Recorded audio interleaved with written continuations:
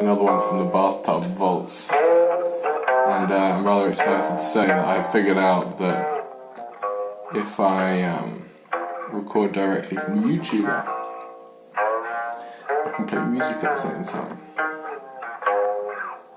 What a revelation, okay?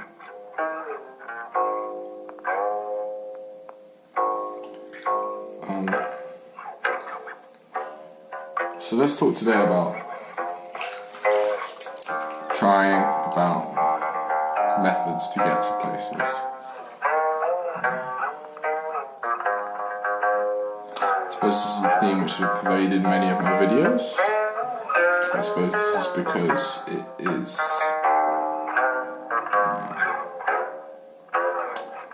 one of the dominant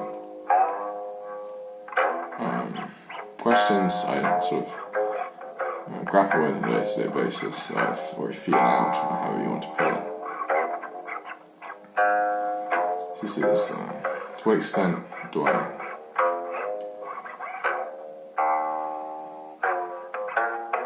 try to control my actions, think of ways of doing things in order to get to places. It seems to me in the world of Alexander and Buddhism and all this kind of stuff, there are two schools of thought. When I say there are two schools of thought, I mean to say this is the way that I amplificate these practices in my head. It's the people who think of it as like, you should practice this and use discipline and do things in this way in order, because that will sort of achieve some kind of results, that will get you somewhere. Now as the words fall out of my mouth, I think it's quite clear what my bias is, and it's certainly against that stream. And actually, I'm far more persuaded by the other side of things, which is the more Mahayana strand of Buddhism, the Taoism, the Anthony Kingsley of Alexander technique, as opposed to the more form-driven and anatomical-driven Alexander's technique teachers. And these people in these teachings are more of the persuasion that, life is somewhat easy. It's beautiful already now, and we don't need to do anything to change that. We don't need to change anything. We don't need to control reality to make that beautiful. And indeed, any attempt to control is a restriction, which desensitizes us, and therefore means that we don't see it. So I think that's definitely where I stand. I think that's the sort of believing, but there's, say, a counter argument that the very ability to see that, to allow that to happen, is something which we kind of need to apply ourselves to.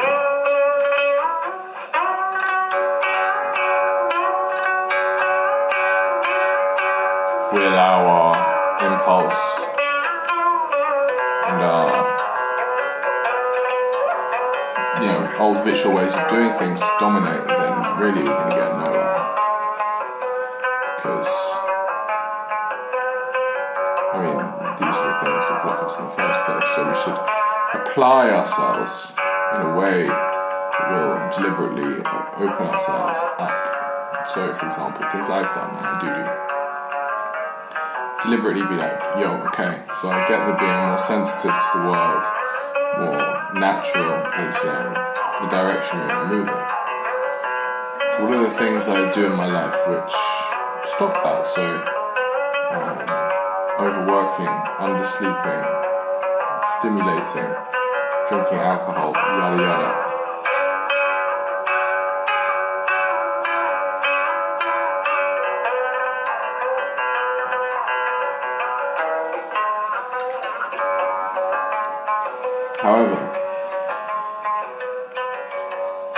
I suppose you can call that and then you stop doing those things and you are like, okay, if I practice more meditation then I'll bring more of that about. But really it's like that very feeling of not wanting to drink alcohol, etc. is something which arises organically. It's not something which you need to discipline yourself into, because it just doesn't feel right to you. If you need to discipline yourself, then you're telling yourself you're wrong. You don't trust yourself and you're practicing that element of distrust.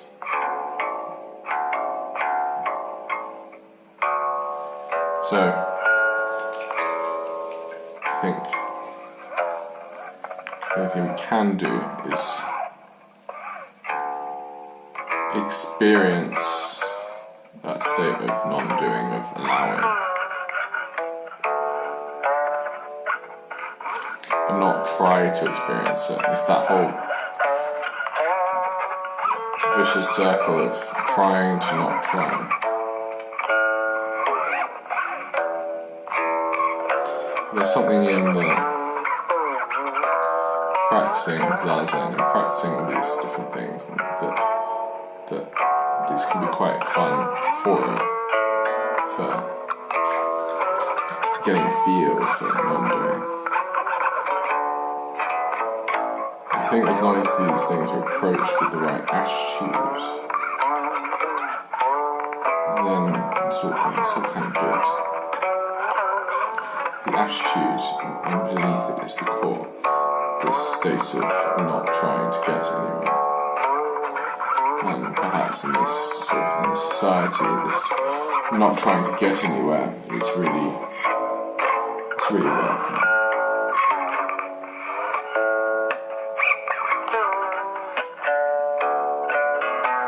Certainly in the environment that I work in and live in.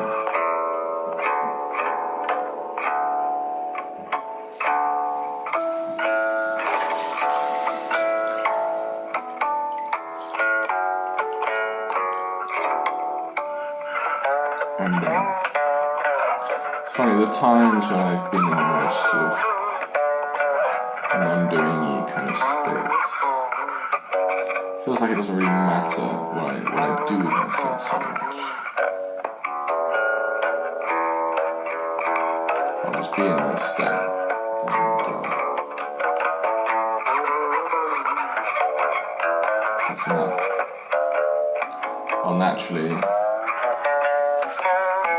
shy away from the stuff that brings me out of that state because it's so persuasive, so pleasurable, so persuasively better.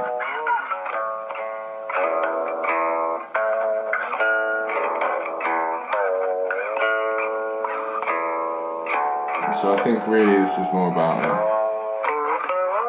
instead of disciplining yourself or trying to use special tactics,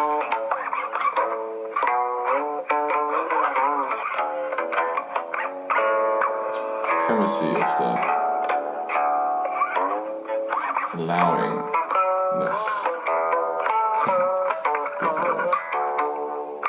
is so key. So this means there's no real reason to rush to do your meditation, finish this and that quickly so you can do your Qigong, roll around trying to eke out those bits of tension on a massage ball.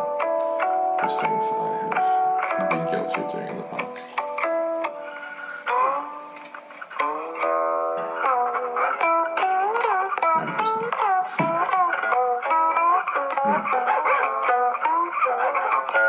So slow down.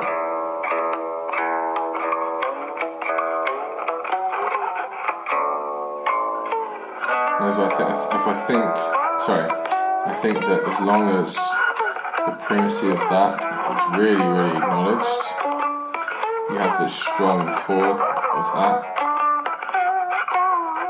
then at that point you can then play around with other stuff. Play around with techniques, not techniques, but like, you know, increase the